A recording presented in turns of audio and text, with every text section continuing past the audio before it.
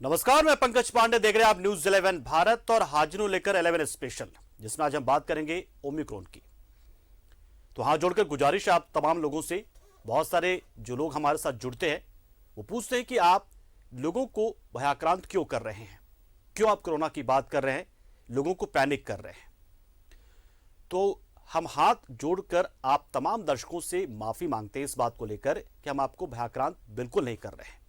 हम आपको सजग कर रहे हैं, सतर्क कर रहे हैं और आग्रह लगातार आपसे कर रहे हैं कि जो भी मानक तय किए गए हैं इस संक्रमण की रोकथाम के लिए, उसका अक्षरशः पालन करते रहें, लगातार पालन करते रहें।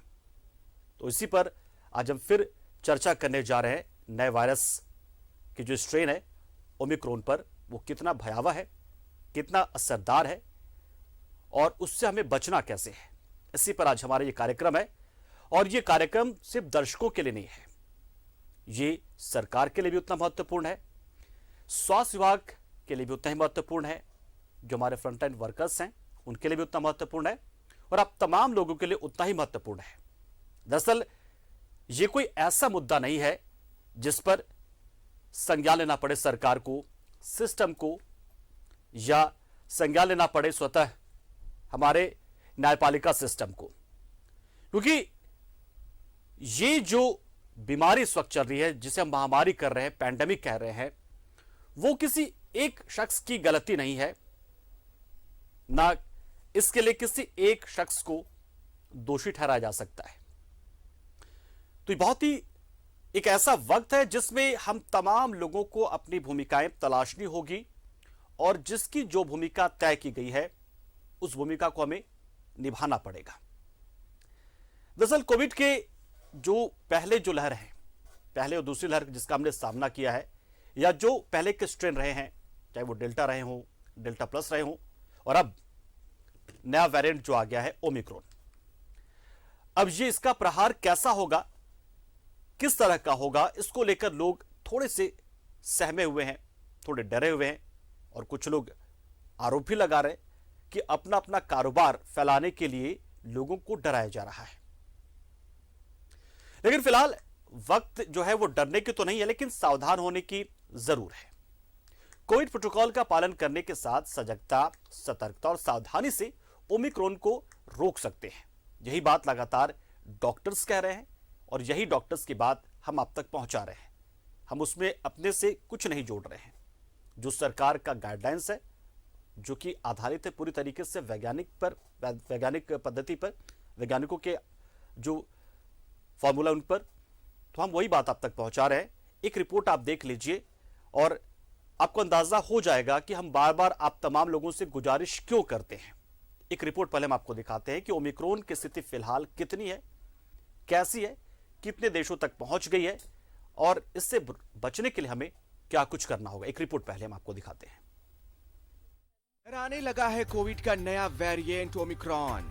नए वेरिएंट के मद्देनजर केंद्र और राज्य सरकारें खासा सतर्क। लापरवाही या नासमझी पड़ सकती है भारी। मास्क, सैनिटाइजर और सोशल डिस्टेंसिंग का करिए पालन। सजगता, सतर्कता और सावधानी से रोक सकते हैं ओमिक्रॉन। कोरोना का खौफनाक चेहरा अभी जहन से उतरा नहीं था कि अब इसका नया वेरिएंट लोगों को डराने लगा है। 2 साल के दौरान कोविड की पहली और दूसरी लहर में कितने ही लोगों ने अपनों को खो दिया। अब तक भारत में इस मामले रिपोर्ट किए गए हैं। हालांकि इन लोगों का इलाज जारी है, लेकिन जिस तेजी से कोरोना घर घर पहुंचा था, उस तरह ओमिक्रॉन की कल्पना से भी लोग सकते में हैं। इस नए वेरिएंट के मद्देनजर केंद्र और राज्य सरकारें खासा सतर्क हो गई हैं। विदेशी यात्राओं पर खास नजर रखी जा रही है। रेलवे हो या एयरपोर्ट, सख्ती बढ़ा दी गई है। मास्क, सोशल डिस्टेंसिंग और कोरोना नियमों को लेकर सख्ती बढ़ने लगी है। कोरोना का नया वेरिएंट ओमिक्रॉन अभी तक 38 से ज्यादा देशों में पांव पसार चुका है। भारत में भी इसने सेंध लगा दी है। इसकी तेज रफ्तार देख तीसरी लहर आने का डर सताने लगा है। लोगों में आशंका है कि ओमिक्रॉन संक्रमण की एक और लहर लाएगा। इन सब आशंकाओं को दरकिनार करते हुए हमारी थोड़ी सी सावधानी ओमिक्रॉन के प्रसार को रोक सकती है। टीकाकरण के साथ ही मास्क पर खास जोर देते हुए कोविड प्रोटोकॉल का पालन इस बढ़ते खतरे को रोक सकता है, क्योंकि अभी डरने से ज्यादा इसे फैलने से रोकना जरूरी है। Bureau report, news 11 Bharat. तो देखिए, ये जो कार्यक्रम आप देख रहे हैं इस वक्त बहुत ही आपको ध्यान से इसे देखना है, क्योंकि इसके लिए ना कोई एक शख्स या कोई एक विभाग जिम्मेदार है, ना कोई एक जवाबदेह है। दरअसल ये कलेक्टिव रिस्पॉन्स की बात है और तमाम लोगों को अपनी भूमिकाएं ठीक उसी तरीके से निभानी होगी। जो स्वास्थ्य विभाग है वो तैयार बैठा है कि अगर खुदा ना खास्ता ओमिक्रोन का जो असर है, अगर डेल्टा या डेल्टा प्लस की तरह भयावह हुआ तो वो उससे कैसे निपटेगा। एक अनुभव उसके पास है, हमारे पास अनुभव है कि हमने किस तरीके से उन तमाम गाइडलाइंस का पालन किया, जो एसओपीज का पालन किया। तो हम तमाम लोगों के लिए ये ऐसा वक्त है जब सभी लोगों को बहुत ही संवेदनशीलता के साथ, बहुत ही गंभीरता के साथ इस हालात से निपटने के लिए मानसिक और शारीरिक रूप से हमें तैयार होना पड़ेगा। और आज जो हम भी बात कर रहे हैं, जैसे लगातार सोशल मीडिया पे बहुत सारे लोग पूछते हैं कि आप क्यों लोगों को डरा रहे हैं, क्यों आप लोगों को भयाक्रांत कर रहे हैं। तो देखिए, ये बातें हम खुद से नहीं कहते, आपको पता है न्यूज़ 11 भारत जो कहता है एकदम डंके की चोट पर कहता है और जो सच है वो दिखाता है। लगातार हम क्या चाहते हैं कि जो हमारे जो दर्शक हैं वो जागरूक हो, वो बहुत ही गंभीरता से चीजों को लें और कम से कम जो न्यूज़ 11 भारत के दर्शक हैं वो कोरोना के संक्रमण में कोई कारक ना बने, कोई संवाहक ना बने। इसलिए हम और आज हम आपको जो चिकित्सक हैं हमारे बहुत सारे, जो लगातार फ्रंटलाइन वर्कर्स के तौर पर जिन्होंने पहले और दूसरी लहर में हम तमाम लोगों को बचाया है, हम तमाम लोगों को जिंदगियां दी हैं, जो कोरोना संक्रमित उनको ठीक किया है, वो हमारे बीच होंगे। उनके साथ हम धीरे धीरे जुड़ते जाएंगे और उसके बाद उनके जरिए, उनकी जुबानी हम समझेंगे। आप ये बिल्कुल मत समझिए कि न्यूज़ 11 भारत सिर्फ और सिर्फ अपने तरफ से ही लोगों को तमाम जानकारियां दे रहा है। ये जानकारियां एक तो सरकार और दूसरे वैज्ञानिकों की तरफ से जो गाइडलाइंस है उस पर आधारित है, और दूसरा जो चिकित्सक हैं जो बहुत ही अहम भूमिका निभा चुके हैं पहले दूसरी लहर में, उनके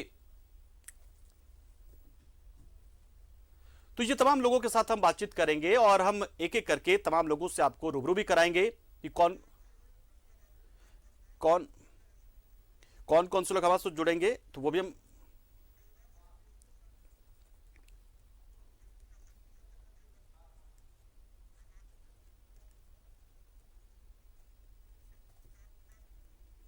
तो बहुत सारे चिकित्सक हमारे साथ जुड़ेंगे, उनके साथ ही हम सीधा आपको तारुफ भी करवाएंगे कि वो लोग कौन है, क्योंकि अपने अपने क्षेत्र के माहिर लोग हैं। तो इन तमाम लोगों को हम अब आपके सामने लेकर आते हैं।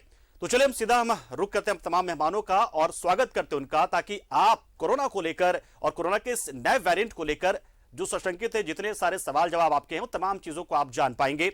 हमारे साथ धनबाद से डॉक्टर अरुण कुमार बनवाल जुड़ गए हैं, एसएनएमसीएच के अधीक्षक हैं। हमारे साथ देवघर से एसके साही जी जुड़ चुके हैं, सिविल सर्जन हैं देवघर के। हमारे साथ डॉक्टर विकास जुड़ गए और तो ये तमाम लोग हमारे साथ जुड़ गए। आप तमाम चिकित्सकों का बहुत बहुत स्वागत है। मैडम, आपका नाम मैं जानना चाहूंगा। डॉक्टर सुगंधा, ये भी हमारे साथ जुड़ गए हैं। मैडम, ये भी तो ये तमाम ऐसे लोग हैं अपने अपने क्षेत्र के, जिन्होंने इस पूरे कोरोना काल में बहुत ही शानदार तरीके से अपनी सेवाएं दी, हम तमाम लोगों को बचाया, हम लोगों को जिंदगियां दी हैं। तो उन्हीं के जरिए तमाम लोगों का स्वागत है। तो सबसे पहले हम रुख करते हैं धनबाद का, जहां पर डॉक्टर अरुण बनवाल हमारे साथ जुड़ गए हैं, एसएनएमसीएच के अधीक्षक हैं। डॉक्टर साहब और आप तमाम डॉक्टर्स का बहुत बहुत स्वागत हमारे इस खास कार्यक्रम में। डॉक्टर बनवाल, सवाल आप ही से सबसे पहले, जिस ओमिक्रोन की बात हम लगातार सुनते आ रहे हैं और जो बातें निकल कर आती जा रही हैं, उसके बारे में सबसे पहले आपसे जानना चाहेंगे कि हमें क्या करना है। सर, मैं पहले तो ये निवेदन करना चाहूँगा कि इस पूरे प्रकरण में सच्चाई ये है कि आधी हकीकत आधा फसाना वाली बात है। जब 2020 में इस बीमारी ने संक्रमण फैलाया तो हम सारे चिकित्सकों और संबंधित शोध संस्थानों को इस रोग के बारे में जानकारी अत्यंत अल्प थी, नहीं के बराबर थी। तो उसकी वजह से पूरे समाज में एक भय का वातावरण सृजित होना उचित था, स्वाभाविक था। लेकिन अब हम कोरोना के बारे में बहुत कुछ जानते हैं जी। उससे भी बड़ी बात यह है कि करीब करीब हमारी पूरी आबादी ने कम से कम एक डोज ले लिया है। 130 करोड़ की आबादी में करीब करीब 125 करोड़ की आबादी को कम से कम टीके की एक खुराक दे दी जा चुकी है। इसके अलावा जितने लोगों को ये हल्की फुल्की या गंभीर बीमारी हुई तो उनमें एक स्वाभाविक इम्यूनिटी डेवलप की, रोग प्रतिरोधक क्षमता विकसित हुई। अतः हमें इस बीमारी से उतना अधिक भयाक्रांत होने की आवश्यकता नहीं है जी। ये आपने पिछले लहर के समय भी आपने देखा होगा कि बीमारी तो थी ही, हमने अपने बहुत सारे देशवासियों को, अपने परिजनों को खोया। मैं खुद भी इतने गंभीर रूप से रुग्ण हुआ कि मैं ईश्वर के पास जाते जाते ईश्वर के दरवाजे से लौटा। तो वो बीमारी तो थी, लेकिन आप इस बार देखेंगे, इस बार वैसा कोई खास बहुत भयानक ढंग से इस बीमारी की एक तीसरी लहर नहीं आ रही है। सबसे पहले इस बीमारी का जिक्र वैसे तो दक्षिण अफ्रीका ने किया जी, लेकिन उसके बाद जर्मनी ने, नीदरलैंड ने, स्पेन ने, सबने कहा कि हमारे यहाँ पे बीमारी हो चुकी है।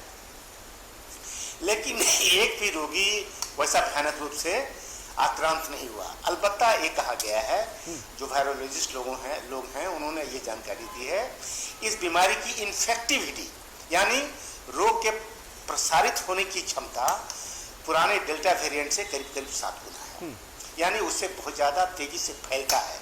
लेकिन इसकी भयंकरता, लोगों का जीवन हरने की क्षमता इस बीमारी की है, ये पहले से बहुत कम है। हल्की फुल्की तकलीफ होती है, जैसे पूरे बदन में दर्द होता है, बुखार होता है, थकान लगती है लोगों को, इससे ज़्यादा कोई लक्षण अभी रिपोर्टेड नहीं है। बिल्कुल। इसका मतलब ये हुआ कि बीमारी यद्यपि अधिक इन्फेक्टिविटी बढ़ गई है, इसकी प्रसरण की क्षमता बढ़ गई है, लेकिन लोगों का जीवन इससे उतना ज़्यादा खतरे में नहीं है। ये स्वाभाविक है कि पिछली बार हमने पूरे देश में इसकी जो भयंकरता, भयावहता देखी है, हमने अपने को होते हुए पाया है, तो हम में भय हो ये बिल्कुल स्वाभाविक है। लेकिन मुझे लगता है कि हमारा ये भय जो है उतना सही नहीं है। सबसे बड़ी बात है कि आरएनए वायरस के चलते हैं, सारे आरएनए वायरस जो होते हैं इनमें म्यूटेशन करने की क्षमता बहुत अधिक होती है। सर, हम आएंगे का मतलब ये हुआ इस वायरस की प्रकृति पर कितने तेजी से प्रसार करता आएंगे, लेकिन फिलहाल हम एक संदेश आप लोगों के जरिए दर्शकों को दिलवाना चाह रहे हैं और तमाम अलग अलग हिस्से से आप लोग हमारे साथ जुड़ रहे हैं। तो हम देवघर भी चलते हैं और वहां पे हमारे साथ एसके साई जी जुड़ चुके हैं, सिविल सर्जन है। साई सर, ओमिक्रॉन को लेकर आपके क्षेत्र में, देवघर में किस तरह का फिलहाल रिएक्शन लोगों का आ रहा है, लोगों के लिए एक संदेश आपके जरिए देना चाहेंगे?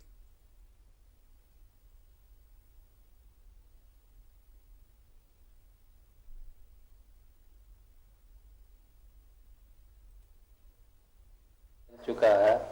इसमें पहली बात देखी गई है कि काफ़ी तेज़ी से फैल रहा है, लेकिन मेन बात जो कंसर्न है ये कितना संक्रामक है, वो तो देख लिए कि बहुत ज़्यादा संक्रमण जो है तेज़ी से फैल रहा है, लेकिन कितना घातक है ये, कितना विरुलेंट है, ये चीज़ देखना अभी बाकी है। ये वायरस जो है कितना ज़्यादा गहरा प्रभाव या घातक प्रभाव, फैटल प्रभाव डाल रहा है लोगों पर, ये चीज़ अभी नहीं आया है। इसका रिजल्ट जो है थोड़ा वक्त लगेगा।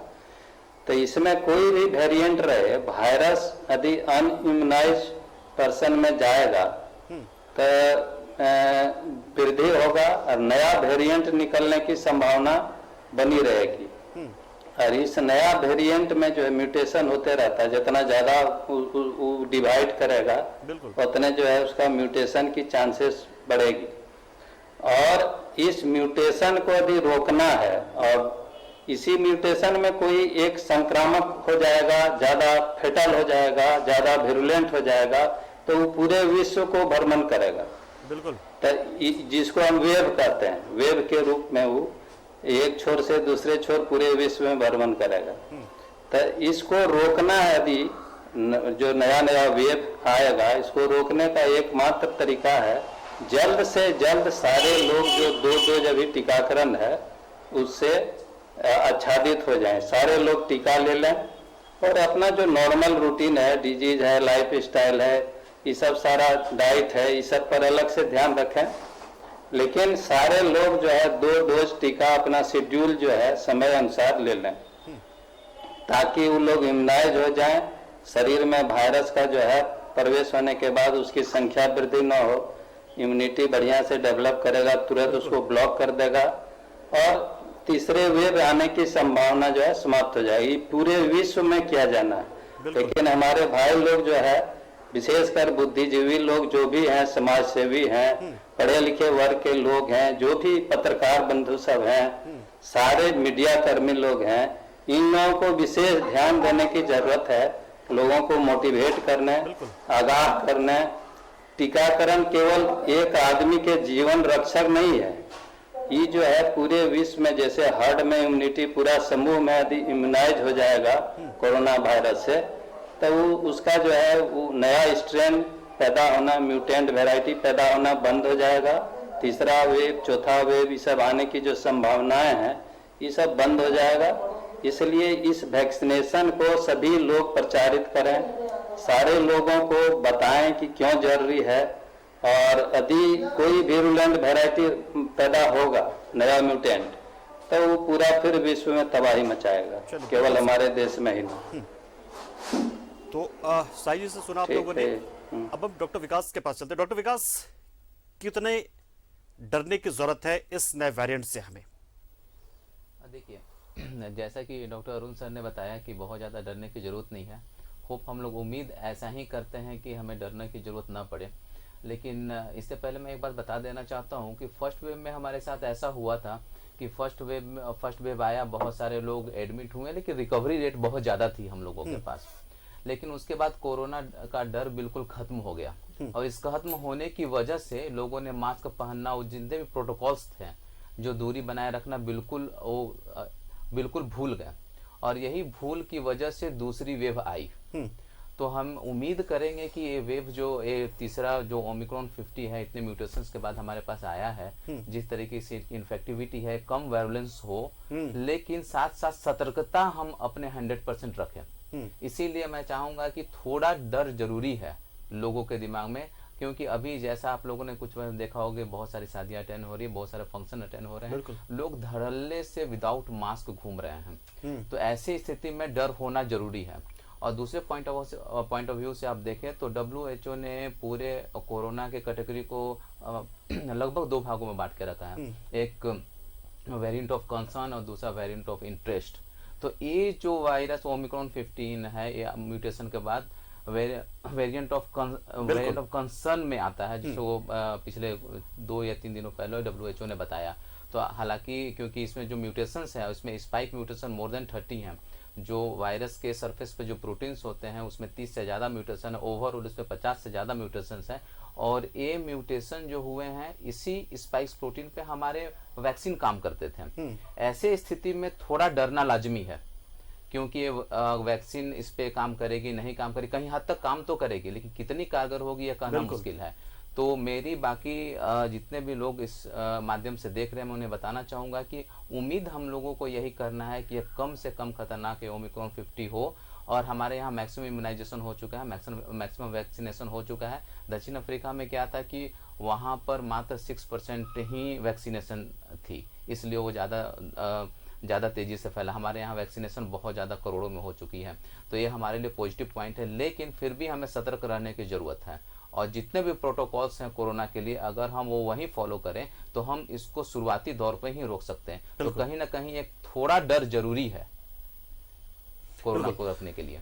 बिल्कुल। तो डॉक्टर विकास से भी सुना आपने। तमाम दर्शकों को हम इसलिए कह रहे हैं कि जो हमारे चिकित्सक हमारे साथ आज पैनल पर जुड़े हैं, अपने अपने क्षेत्र के बहुत माहिर लोग हैं, और इन्होंने ही हमें कोरोना से बचाकर यहाँ तक पहुंचाया है। तो इनकी बातों को सुने आप न्यूजीलैंड भारत की बात बिल्कुल ना सुने। हम नहीं कह रहे कि आप हमारी बात सुने, लेकिन जो डॉक्टर हमारे साथ जुड़ रहे हैं उनकी बात तो आपको सुननी होगी। डॉक्टर सुगंधा, आपसे भी मेरा यही सवाल कि ओमिक्रॉन को लेकर कुछ लोग कह रहे कि अफवाह है और बस एक कारोबार चलाने का ये तरीका है, लोगों में डर पैदा करने की कोशिश है ये, जैसा कि बहुत सारे लोग कहते हैं। लेकिन दूसरी ओर आप लोग के भी अपने इसको लेकर कंसर्न होंगे, जैसे कि कंसर्न की बात भी यहाँ पर की थी डॉक्टर विकास ने। क्या पूछा जाता आप लोगों से, और ओमिक्रॉन को लेकर फिलहाल आप लोग के मन में किस तरह के चीजें आ रही, किस तरह के विचार आप लोगों को हैं ओमिक्रॉन को लेकर, क्योंकि आपने डेल्टा डेल्टा प्लस जैसे वेरिएंट का भी सामना किया है? जी, तो जैसे हम लोगों ने देखा कि जो जितने वेरिएंट्स आए थे, जो सेकेंड वेव में डेल्टा वेरिएंट आई थी, तो उस समय भी लोगों के मन में ये बातें थी कि ये शायद अफवाह है या ऐसी कुछ बातें हैं। उस समय भी लोग सावधानी बरतना छोड़ चुके थे, जिसके बाद काफ़ी ज़्यादा हमें हानि पहुंची। बहुत सारे लोग इस डिज़ीज़ से इन्फेक्ट हुए, बहुत सारे लोग हॉस्पिटलाइज्ड हुए, काफ़ी लोगों ने अपनी जान गंवाई। और सेम अभी क्या है कि ये जो न्यू वेरिएंट जो आई है ओमिक्रॉन, उससे भी कहीं ज़्यादा घातक माना जा रहा है। ऐसा कहा जा रहा है जो फर्स्ट वेरिएंट, जो सबसे पहले जो कोरोना की वेरिएंट आई थी 2020 में, तो उसमें जो आर नॉट फैक्टर होती है, आर नॉट फैक्टर का ये मतलब होता है कि एक पर्सन से कोई भी एक इन्फेक्शन, एक पर्सन से वो कितने ज़्यादा लोगों को इन्फेक्ट कर सकती है।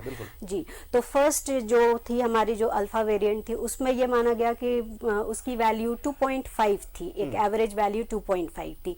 नेक्स्ट जो हमारा जो डेल्टा वेरिएंट आया, उसमें ये वैल्यू 6.5 थी। 6.5 वैल्यू होने के बावजूद हमने देखा कि इतने सारे लोग इन्फेक्ट हुए और कितने लोगों की जान गई। अभी ओमिक्रॉन वेरिएंट में कहा जा रहा है कि ये वैल्यू जो है ये 12 से 18 तक हो सकती है, उससे कई ज़्यादा गुना घातक हो सकती है ये। तो इसमें हम क्या कर सकते हैं? इसमें हमें सावधानी बरतने की ज़रूरत है, हमें प्रोटोकॉल्स फॉलो करने की ज़रूरत है, जो हम अभी बिल्कुल ही छोड़ चुके हैं। जिसमें पहली चीज़ है मास्क का सही उपयोग करना, दूसरी चीज़ है social distancing, proper social distancing maintain करना, एंड तीसरी चीज़ है हैंड हाइजीन मेंटेन करना। ये 3 प्रोटोकॉल्स अगर हम फॉलो करें तो हम अपने आप को काफ़ी प्रोटेक्ट करके अपने आप को इस बीमारी से बचा सकते हैं। और एक सबसे महत्वपूर्ण बात यह है कि भारत में आज के टाइम पे लगभग 116 करोड़ लोगों को वैक्सीनेट किया जा चुका है, एंड मोर देन 50% जो हमारे पॉपुलेशन के 50% से ज़्यादा लोगों को फर्स्ट डोज ऑफ वैक्सीन मिल चुकी है अभी। तो क्या है कि हमारे यहाँ पे इम्यूनाइजेशन जो है वो काफ़ी एक बड़े स्तर पे हो चुकी है। तो लेकिन फिर भी है, हमें इस डिजीज से बचने के लिए, अपने बचाव के लिए अपने ये प्रोटोकॉल्स को फॉलो करना ये बहुत जरूरी है। बहुत जरूरी होगा। आप सभी जो हमारे साथ पैनल पे आज जुड़े मेहमान हमारे साथ बने रहिए। एक रिपोर्ट हम एक और चाहते हैं कि दर्शक वो रिपोर्ट देख ले, ताकि चीजों को थोड़ा सा और वो कनेक्ट कर पाए, क्योंकि जो खास पेशकश हम लेकर आज आ रहे हैं और क्योंकि विभिन्न पहलू के बारे में हमें जानना है, तो आप लोग हमारे साथ बने रहिए कि एक और रिपोर्ट हम आपको दिखाना चाहते हैं। दरअसल देश में धीरे धीरे कोविड का नया वेरिएंट ओमिक्रॉन अपना प्रभाव बढ़ाते जा रहा है। इसे देखते हुए धनबाद में जिला प्रशासन ने अपनी तैयारी भी पूरी कर ली है। एक तरफ जहां कई डेडिकेटेड कोविड वार्डों को दुरुस्त किया जा रहा है, वहीं वैक्सीनेशन पर भी जोर दिया जा रहा है। एक रिपोर्ट छोटी सी, ताकि खुद को आप कनेक्ट कर पाए और इसकी भयावहता को आप खुद से जोड़ पाए कि हमें किस तरीके से सतर्क करना है, कितना जागरूक होना है। एक रिपोर्ट एक और हम आपको छोटी सी रिपोर्ट दिखा रहे हैं, फिर चर्चा जो हमारा चल रहा है वो लगातार उसी तरीके से चलता रहेगा। का नया वेरिएंट ओमिक्रॉन के ताजा आंकड़ों के अनुसार देश में अब तक 4 मरीज मिल चुके हैं और कई संदिग्धों की जांच चल रही है। पूरे राज्य के साथ साथ कोयलांचल में भी इससे निपटने की तैयारी चरम पर है। इसको लेकर एक और जहां जिला प्रशासन अपने स्तर से तमाम तरह के प्रयास कर रहा है, जिससे संभावित तीसरी लहर को रोका जा सके, वहीं दूसरी ओर लोगों की लापरवाही दिन प्रतिदिन बढ़ती जा रही है। जब तक सचेत नहीं रहेगी, इसमें जिला प्रशासन कुछ नहीं कर सकती है। पब्लिक को खुद समझना चाहिए कि ये एक महामारी है, एक लहर है, जिससे हम लोग को खुद बचना चाहिए। इसमें जिला प्रशासन अपने तरफ से जितना कर रही है कि पब्लिक को जागरूक कर रही है, पब्लिक को इतना जता रही है कि आप लोग मास्क पहने, आप लोग दूरी का पालन करें। ओमिक्रॉन की संभावनाओं के मद्देनजर जिला प्रशासन ने भी अपनी कमर कस ली है। प्रशासन एक और जहां बाहर से आने वाले सभी लोगों पर बारीकी नजर रखे हुए, वहीं कफ, कोल्ड और फीवर से ग्रसित लोगों का भी पंचायत स्तर पर सर्वे कराया जा रहा है। अभी जो स्थिति है कि सरकार का पूरा ध्यान है कि जो बाहर से माइग्रेंट जितने भी आ रहे हैं उन पर नज़र रखी जाए। धनबाद में भी हमारे जितने भी बाहर से लोग आ रहे हैं उनके लिए हमारा जो निर्देश है कि सभी चेक पोस्ट पर, रेलवे स्टेशन पर, जहां भी हो, उनकी हर हालत में सैंपलिंग की जाए ताकि केस को स्क्रीन किया जाए। बहरहाल ये सही है कि हम कोरोना को तभी पराजित कर सकते हैं जब इससे बचाव के लिए दिए गए गाइडलाइंस का पालन करें और वैक्सीनेशन जरूर कराएं। अन्यथा लापरवाही से हमें कोरोना की दूसरी लहर की तरह ही भयावहता फिर से तीसरी लहर में भी झेलनी पड़ सकती है। न्यूज़ 11 भारत के लिए धनबाद से सहयोगी बंटी के साथ अरुण बंडवाल की रिपोर्ट। तो राज्य के अलग अलग हिस्से में स्वास्थ्य विभाग अपने अपने तरीके से तैयारियां कर रहा है। राजधानी रांची हो या फिर धनबाद हो जाए, हर जगह तैयारी ऐसी की जा रही है कि अगर इस बार ये लहर आती है, इस बार अगर इस संक्रमण का प्रसार फैलता है तो हम पहले से तैयार रहें। इसी को लेकर तैयारी हो रही है।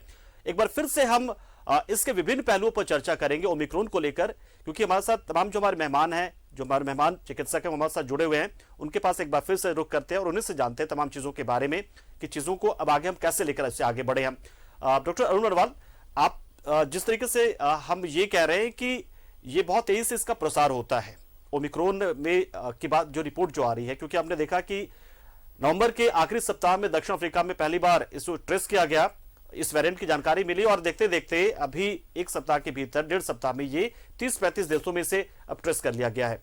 तो इतनी तेजी से फैल रहा है, क्या फिर भी तब हमें डरने की जरूरत नहीं इससे?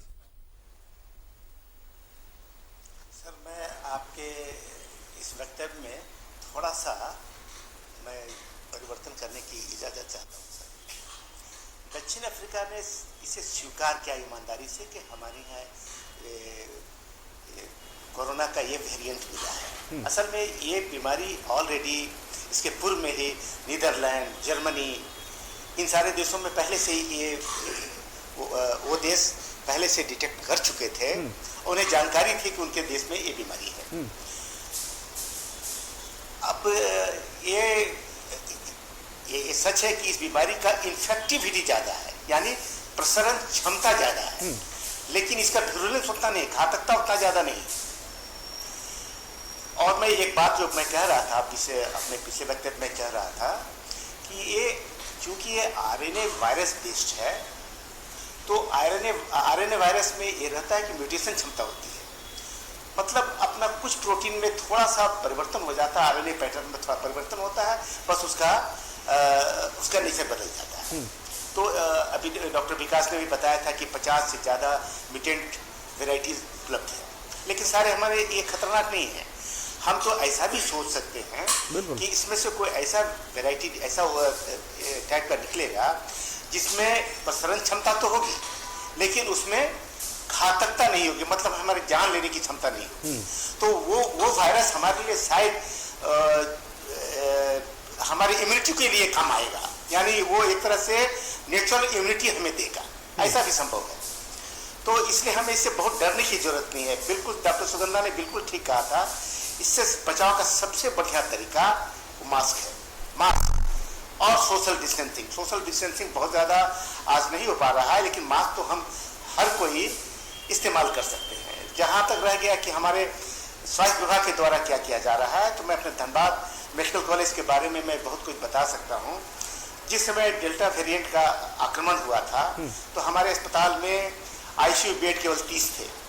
आज हमारे पास 235 बेड हैं, 180 बेड हैं वयस्कों के लिए, 55 बेड बच्चों के लिए है, जिसमें से 10 से 15 बेड हमारे लिए बिल्कुल नियोनेट्स के लिए हैं। इसके अलावा आपने पिछली बार देखा होगा कि ऑक्सीजन की कमी से पूरा देश जूझ रहा था। हमारे मेडिकल कॉलेज में 2 PSA plant, oxygen manufacturing plant लग चुके हैं, तीसरा लगने की प्रक्रिया में है।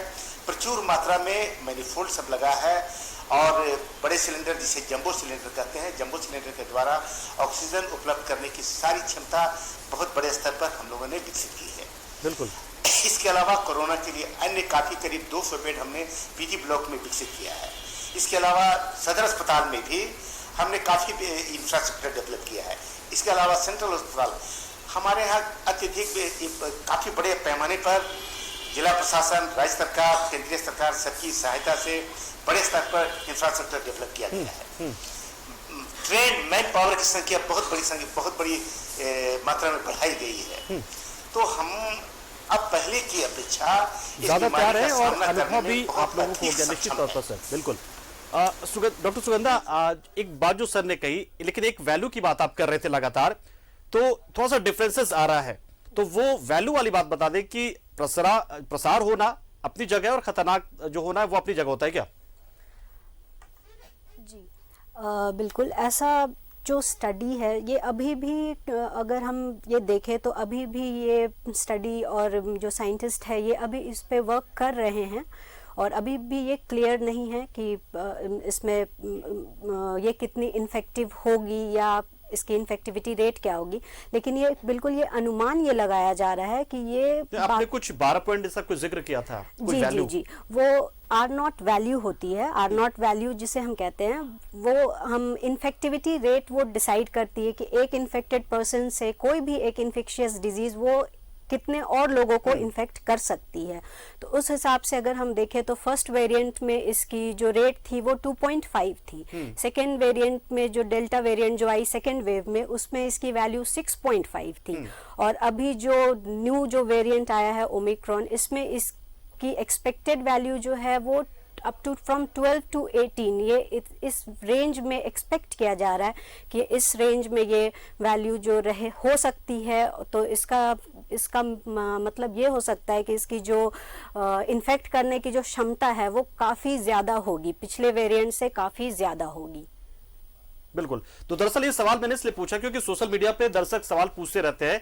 तो डॉक्टर अरुण वर्वाल ने बताया कि देखिए जो संक्रामक होने का जो उसका इंटेंसिटी वो ज्यादा है, लेकिन खतरनाक वो इतना नहीं होता है। और वही चीज कंफर्म इस बार अभी डॉक्टर सुगंधा ने भी कर दिया। दरअसल वो 12 पॉइंट या 12 से 18 तक के जो आर नॉट वैल्यू की बात हो रही थी, उसी पर दर्शकों ने सवाल पूछा, तो इस सवाल मैंने पूछा। एक छोटे से ब्रेक के लिए रुकेंगे, लेकिन अभी इसके बहुत सारे पहलू के बारे में हमें जानना है। तो हमारे सारे मेहमान हमारे साथ जुड़े रहेंगे। कर रहे ओमिक्रॉन की, जी हाँ, ओमिक्रॉन को रोकना है, सबको मिलकर रोकना है। दरअसल कोरोना के नए वेरिएंट ओमिक्रॉन ने एक बार फिर से चिंता बढ़ा दी है। कोरोना के डर से रिम्स ट्रॉमा सेंटर को फिर से कोरोना मरीजों के लिए तैयार कर लिया गया है। साथ ही मल्टी स्टोरेज पार्किंग के अस्थायी कोविड वार्ड में 100 बेड तैयार किए गए हैं। इसके साथ ही कई जगहों पर विशेष व्यवस्था भी की गई है। एक रिपोर्ट आपको दिखाते हैं और फिर हमारे खास मेहमानों के साथ जो चर्चा कर रहे हैं ओमिक्रॉन से जुड़े विभिन्न पहलुओं की, उस पर चर्चा जारी रहेगी। एक छोटी सी रिपोर्ट फिर से आपको दिखाते हैं। ओमिक्रॉन ने एक बार फिर बढ़ाई चिंता। अब तक कोरोना 50 बार बदल चुका है अपना रंग। रिम्स ट्रॉमा सेंटर फिर से कोरोना मरीजों के लिए तैयार। मल्टी स्टोरेज पार्किंग, रिम्स के अस्थायी कोविड वार्ड में 100 बेड तैयार। सदर अस्पताल रांची में 20 बेड तैयार। फॉरेन ट्रेवलर्स आइसोलेशन सेंटर तैयार। सदर अस्पताल में भी कुल 400 बेड की व्यवस्था। शहर के सामुदायिक स्वास्थ्य केंद्र डोरंडा में 90 बेड तैयार। विदेशों से आने वाले लोगों पर स्वास्थ्य विभाग की विशेष नजर। देश में कोरोना के नए खतरनाक वेरिएंट के दस्तक के बाद सभी राज्य अलर्ट मोड में हैं। कोरोना के इस नए वेरिएंट से निपटने और लड़ने के लिए राज्य सरकार सभी तैयारियों में लग चुकी है। राज्य में संक्रमण की स्थिति बेहतर है। साथ ही नए वेरिएंट को राज्य में प्रवेश करने से रोकने के लिए विशेष जांच अभियान चलाया जा रहा है। देश के बाहर से आने वाले सभी यात्रियों की एयरपोर्ट पर पहचान की जा रही है। वेरिएंट के बारे में अलग अलग रिपोर्ट्स हर जगह से आ रहा है। कुछ लोग कहते हैं कि माइल्ड सिम्टम्स, मसल्स पेन वगैरह लेके आ रहा है। कुछ लोग बोलते हैं कि नहीं, सीधे लंग्स में अटैक कर रहा है। लेकिन अभी कोई सही से नहीं, क्योंकि 3-4 देश में ही मिला, इसलिए इसको थोड़ा समय देना पड़ेगा। लेकिन उसके पहले ज़रूरी है वैक्सीनेशन और मास्क का इस्तेमाल। चाहे नया वेरिएंट हो, कोई भी वेरिएंट हो, सबसे ज़रूरी है फेस मास्क और सोशल डिस्टेंसिंग। अगर हम फेस मास्क पहनेंगे तो ये तो रेस्पिरेटरी ट्रैक से एक से दूसरे में जाता है, तो एक से दूसरे में जाएगा ही नहीं, अगर या जाने की संभावना बहुत ही कम होगी। कुछ लोग कह रहे हैं कि जो नया वेराइटी है इसमें इम्यूनिटी कम नहीं कर रहा है। नहीं काम करे, लेकिन ये तो सब में कम कर रहा है फेस मास्क। तो हम लोग को फेस मास्क हमेशा यूज करें और सोशल डिस्टेंसिंग का जरूर पालन करें, तो इससे होने का चांसेस नहीं के बराबर। कोरोना के इस वेरिएंट का असर कितना खतरनाक होगा, शायद ये अभी बता पाना बेहद मुश्किल है, क्योंकि विदेशों में मिला ये वेरिएंट का असर अलग अलग देशों में अलग अलग तरीकों से देखने को मिल रहा है। जो लोग 2 बार वैक्सीन, जो डबल वैक्सीनेटेड डोज ले चुके हैं, उन लोग को बहुत चिंता करने की ज़रूरत नहीं है। बाकी जो अपना जो रोकथाम और जो दैनिक जो हम लोग को प्रिवेंशन के लिए जो कहा गया है, या जो हम लोग कहते हैं प्रिवेंशन, मास्क लगाना है या सोशल डिस्टेंसिंग, वो मेंटेन करते रहना। नहीं तो ऐसे जेनेटिक मैपिंग होते रहेगा, वेरिएंट चेंज होते रहेगा, आते रहेगा, स्टडी हो रहा है, पर उससे बहुत ज़्यादा एप्रीहेंसिव नहीं होना है, बहुत ज़्यादा चिंतित नहीं होना है। कोरोना की दूसरी लहर डेल्टा वेरिएंट ने जमकर तबाही मचाई थी। फिलहाल राज्य में अब तक वेरिएंट का कोई मरीज नहीं मिला है। सबको राहत देने वाली बात है, मगर गंभीर संक्रमितों का सैंपल जीनोम सीक्वेंसर जांच के लिए भुवनेश्वर भेजा जा रहा है ताकि वेरिएंट का पता चल सके। रांची से न्यूज़ 11 भारत के लिए सहयोगी दीपक के साथ सत्यव्रत किरण की रिपोर्ट। तो देखिए, पहले बार जो हुई थी या फिर सेकेंड लहर जो हमने देखा, उसको लेकर जिला प्रशासन तो पूरी तरीके से तैयार है, चिकित्सक भी तैयार है, क्योंकि अनुभव उनके पास अच्छा खासा हो गया दोनों लहर से निपटने का। तो अब ये जिम्मेदारी हमारी है कि हम कैसे खुद को उस संक्रमण से संक्रमित होने से बचा पाए। और इसीलिए आज हम चिकित्सकों के साथ आपके बीच मौजूद हैं, ताकि आपको ये ना लगे कि बस हवा में हम बातें कर रहे हैं, सुनी सुनाई बातें कर रहे हैं। जैसे कि हुआ था पिछले दिनों, लगातार एक दर्शक पूछते हैं कि जैसे पिछले दिनों एक रिम्स में एक संक्रमित पाया गया था, उस जो संदिग्ध मरीज, उसके सैंपल को आईएलबीएस भेजा गया कि जीनोम सीक्वेंसिंग हो तो पता चले कि स्ट्रेन जो है वो पुराना कोई डेल्टा अल्फा या डेल्टा प्लस हो या फिर ओमिक्रॉन का स्ट्रेन उसमें पाया जाए। तो आईएलबीएस भुवनेश्वर भेजा गया है। तो दर्शक पूछते थे बार बार कि अगर नहीं हुआ तो क्या। तो मैं तो यही कहता था कि अच्छी बात है, नहीं हुआ तो ये तो बहुत अच्छी बात है, कि नहीं होगा तो अच्छी बात है, लेकिन हो इसके लेकर हम बातचीत कर रहे हैं। तो हमारे साथ हमारे पैनल हमारे जुड़े हुए हमारे साथ आरके साई जी के पास चलते हैं सीधा हम, माफ कीजिएगा एसके साई जी के पास, सिविल सर्जन हमारे साथ देवघर से जुड़े हैं, बहुत देर तक उनके पास नहीं पहुंचे। सर, जो लगातार हम बार बार ये कह रहे हैं कि संभावना ऐसी है, तो ये जो संभावना है ये वैज्ञानिक तरीके से ही है या फिर पिछले अनुभवों के आधार पर कैलकुलेशन है या पूरी तरीके से गणितीय ये फॉर्मूला है? जो संभावना कह रहे हैं कि संक्रामक तो ये होगा, संक्रामक तो है लेकिन खतरनाक नहीं है, तो ये पुराने अनुभवों के आधार पर है, ये पूरी तरीके से वैज्ञानिक गणना के आधार पर ये बातें की जा रही हैं?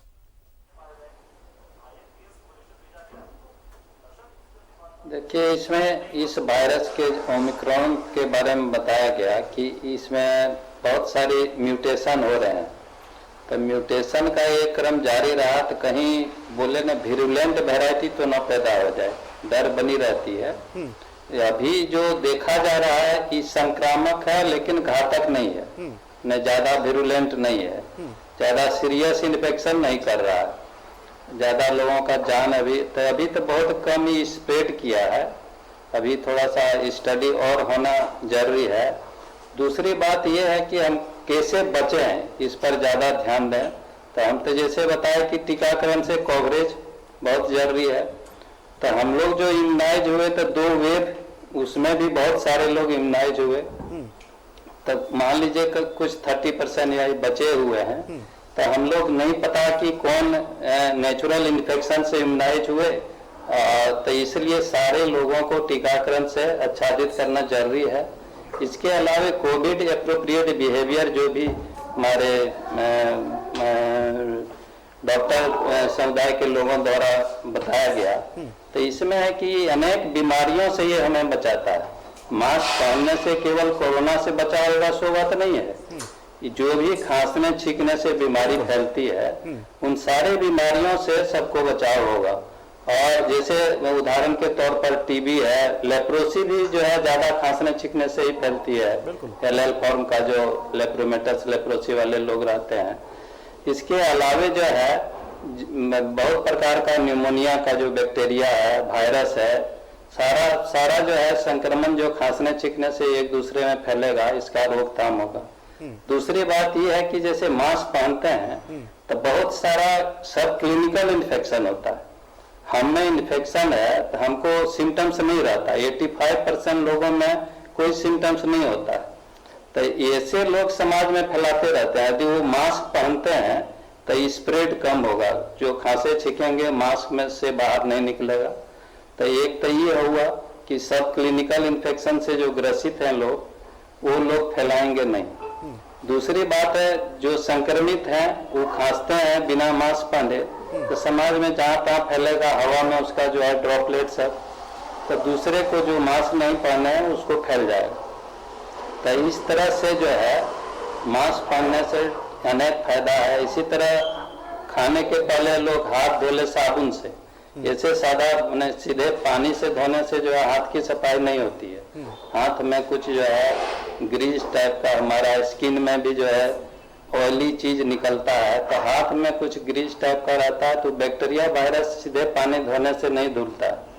इसलिए जरूरी है कि खाने के पहले यदि हम साबुन से हाथ धो लेते हैं तो ये भी अनेक बीमारियों से हमें बचाता है। जो भी है ना संक्रमित भोजन या पानी, ये सब से जो बीमारी फैलता है, जैसे डायरिया हुआ, डिसेंट्री हुआ, टाइफाइड, हेपेटाइटिस, ये अनेक प्रकार का वर्म्स, ये सब जो है सारे बीमारियों से हमको जो है एक छोटी सी आदत यदि बदले हैं, खाने के पहले साबुन से हाथ धो लें, तो हाँ, देश का अरबों खरबों जो है यही मास्क, हाथ धोने से, सैनिटाइज करने से, डिस्टेंस मेंटेन करने से अनेक बीमारियों से हमें निजात दिलाएगा। केवल कोविड से ही नहीं निजात दिलाएगा।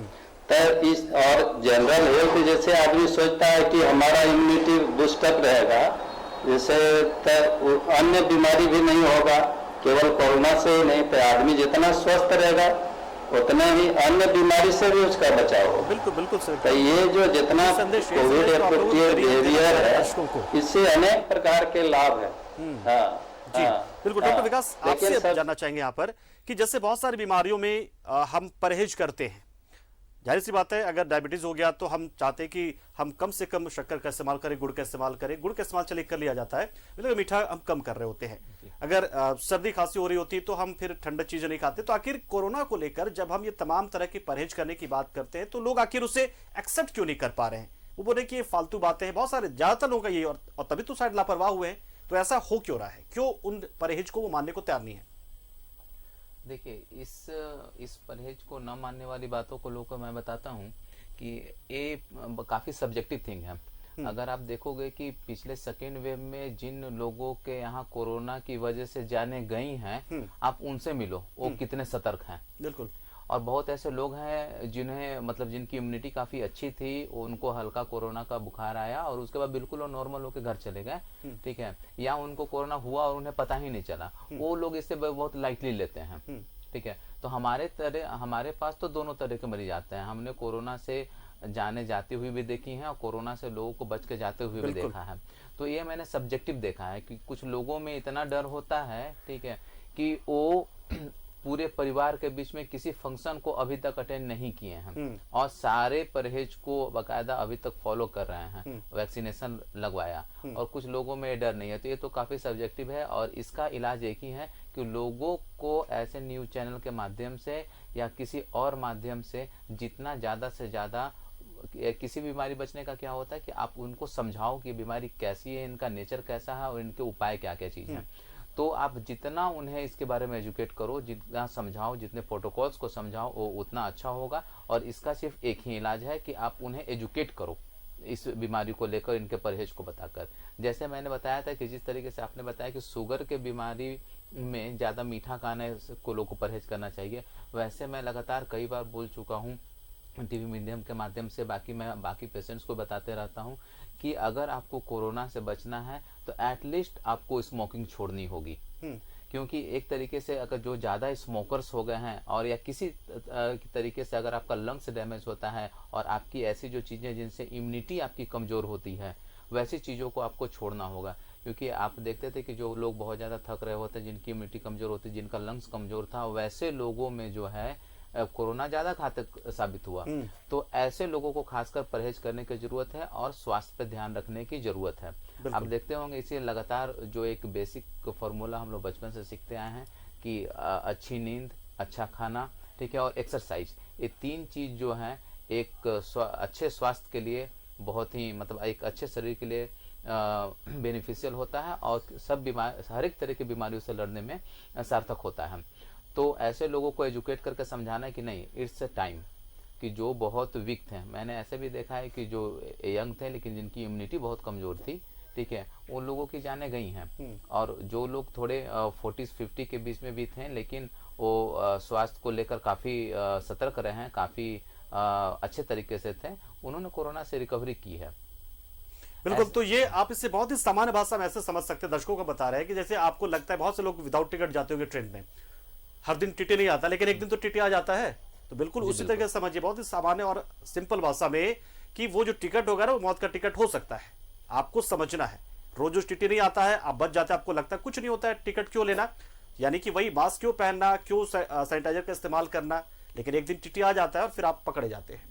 तो आपको इस तरीके से बचना है। डॉक्टर सुगंधा आपके पास चलते हैं कि अगर इस ओमिक्रॉन से हमें बचना है तो तमाम जो गाइडलाइंस वो पालन आपने कहा कि या तमाम आप लोगों ने कहा कि हमें वो पालन तो करना ही पड़ेगा हर हाल में, लेकिन ओमिक्रॉन से मतलब बचने के लिए तमाम प्रोटोकॉल्स में पालन कर लेते, उसके साथ साथ शारीरिक और मानसिक तौर पर हमें कैसे तैयार रहना है कि अगर आ जाए वो तो हम उससे बच लें। ठीक है, संक्रमण से हम बच लेंगे, लेकिन फिर भी अगर संक्रमित हो ही जाए या ना हो पाए, अगर शरीर तक संक्रमण पहुंच भी गया तो उसके लिए खुद को मजबूत कैसे करें? जी बिल्कुल। सबसे पहले तो मैं ये बताना चाहूँगी कि जितने भी अभी केसेस जो रिपोर्ट हुए हैं उस पे अगर भारत में देखी जाए तो भारत में अभी तक 5 ओमिक्रॉन के केसेस आ चुके हैं और इनमें जो लक्षण पाए गए हैं वो काफ़ी माइल्ड लक्षण हैं। इन्हीं में बस सर्दी या हल्की बुखार या फिर बदन में दर्द और थकान, ऐसी ही कुछ सिम्टम्स ऐसे लोगों में पाए गए हैं जो कि काफ़ी मतलब बहुत ज़्यादा ये माइल्ड है। ब्रीदिंग प्रॉब्लम जो लास्ट वेव में हमने देखा कि काफ़ी ज़्यादा लोगों को सांस लेने में तकलीफ़ हुई, ऐसे बहुत सीवियर सिम्टम्स अभी नहीं आए हैं, ऐसे रिपोर्ट नहीं किए गए हैं। तो इसके लिए हमें ये करना है कि हमें बहुत ज़्यादा डरने की ज़रूरत नहीं है, हम बस प्रोटोकॉल्स को अच्छे तरीके से फॉलो करें। और सबसे मेन जो होती है, जो हमें किसी भी बीमारी से लड़ने में जो हमें हमारे लिए सहायक होती है, वो हमारी मेंटल स्टेबिलिटी होती है, या फिर हमें मानसिक तौर से हमें अपने आप को स्ट्रॉन्ग रखना होगा।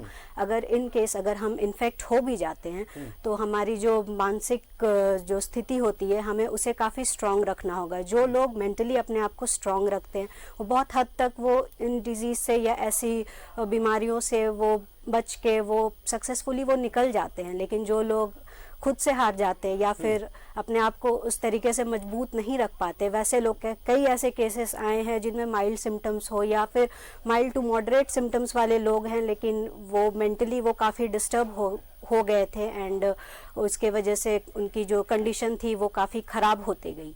तो इसमें हमें बस उस तरीके से हमें बहुत डरने की ज़रूरत नहीं है, हमें प्रोटोकॉल्स को फॉलो करने हैं। हमारे जितने हॉस्पिटल्स हैं या हमारी जो डॉक्टर्स की टीम है वो पूरी तरह से तैयार है। जो पहले से अगर हम कंपेयर करें तो पहले हमें बहुत ज़्यादा जानकारी नहीं थी जी, अब हम काफ़ी एक्सपीरियंस्ड हो चुके हैं इस डिज़ीज़ को लेके, काफ़ी एक्सपीरियंस्ड है। हमारे जो डॉक्टर्स के जितने पैनल्स हैं वो काफ़ी एक्सपीरियंस्ड है।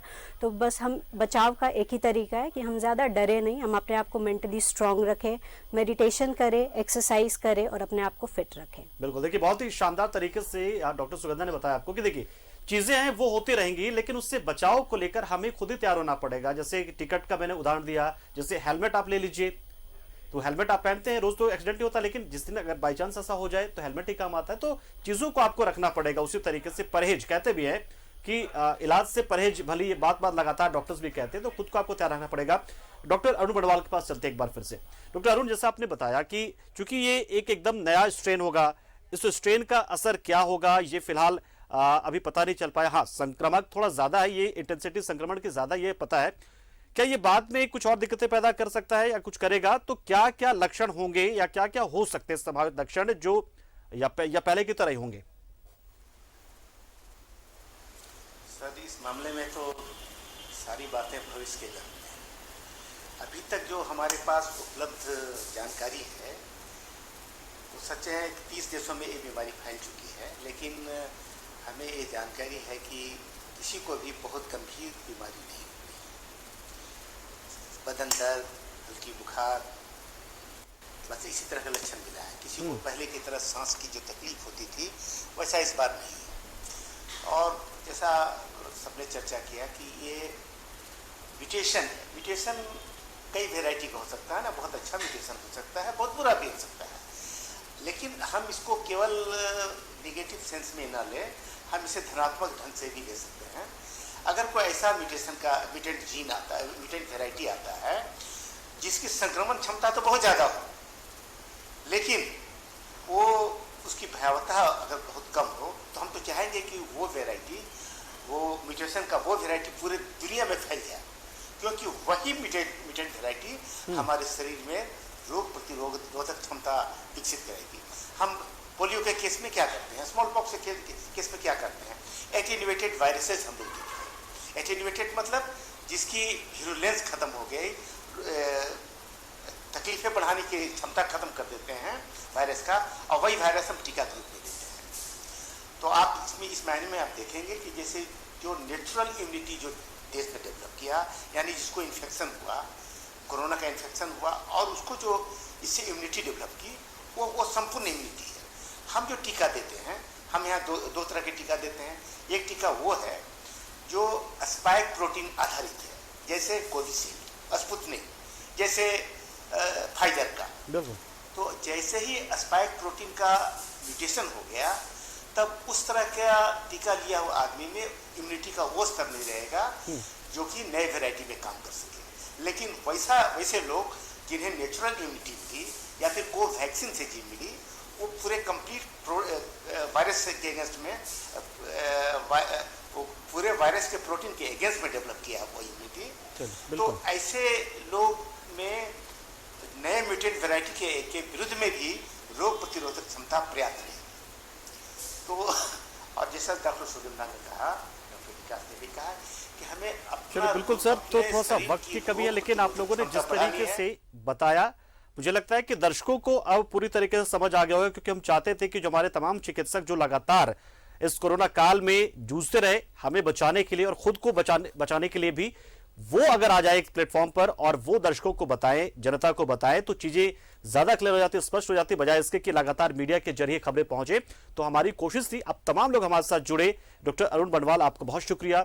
साई सर, आपका भी बहुत बहुत शुक्रिया। डॉक्टर विकास, आपका शुक्रिया। सुगंधा जी, आपका भी शुक्रिया। आप लोगों ने जो अपने विचार यहाँ पर बताया, अपनी जो चीजों को रखा, मुझे लगता है आपके उस अनुभव का फायदा आम लोगों को मिलेगा।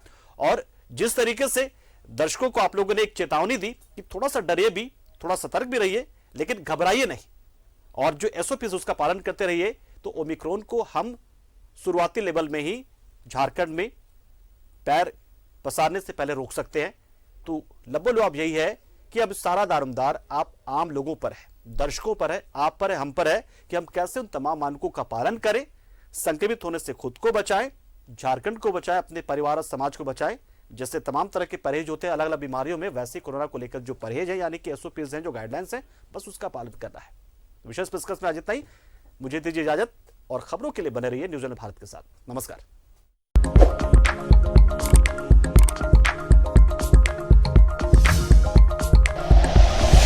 Like and share videos, subscribe करें हमारा चैनल और प्रेस करें बेल आइकॉन। न्यूज़ 11 भारत, सच है तो दिखेगा।